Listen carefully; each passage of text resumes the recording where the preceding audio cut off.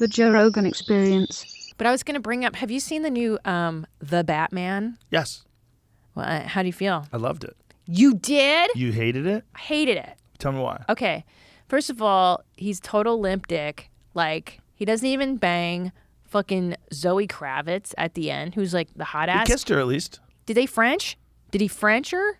I mean, it was like a real kiss. Very chaste. So here's what I think. He's got no dick and balls. He's a reluctant. Do you really think he has no dick and balls? No dick and balls, because he's a reluctant hero, and nothing aggravates me more. Here's who Batman is. He's fucking Bruce Wayne. He's a multimillionaire.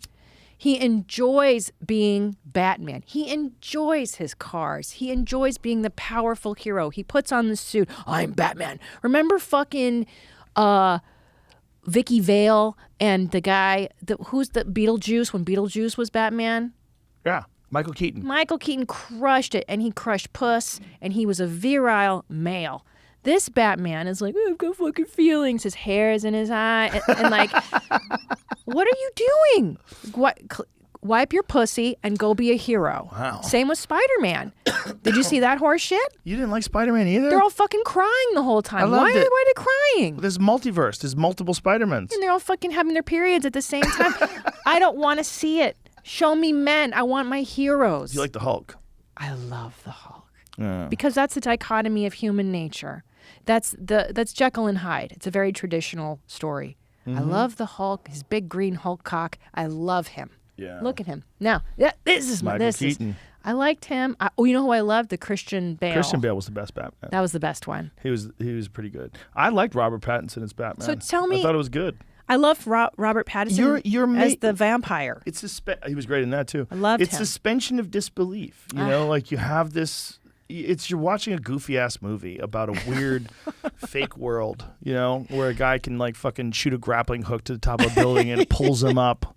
You know, it's like there's a lot that you just like take for granted as nonsense. Yeah. The thing about Batman has always been that Batman was just a rich guy that had access to all this money so he could buy all this shit and do these things, you know, hot. which works in a comic book. It really works in a comic book. Because in a comic book, like, you kind of got free license for him to create like a fucking nuclear reactor that he could put on a jet ski, and you know what I mean? Like, Batman has all the money; he can do whatever he wants. But in movies, you're like, why is he kicking everybody's ass? How come nobody gets him? How come 3 guys don't gang up on him, take him down, and stab him? And they're shooting, rounds and rounds at him. They don't. No one in fucking Gotham can shoot a gun. He's bulletproof. You just don't shoot him in the chin. Oh shit, that's right. Question.